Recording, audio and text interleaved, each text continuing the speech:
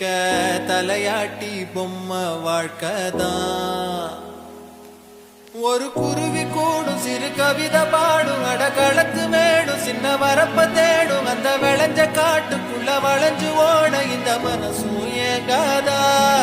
ஒரு ஆத்து மீனும் துள்ளி குதிச்சு போகும் மீன் குழம்பு வாசம் எங்க காத்தில் வீசும் நொடி பசிச்ச நேரம் அந்த பழைய சோறு இங்க அமுதம் ஆகாதா.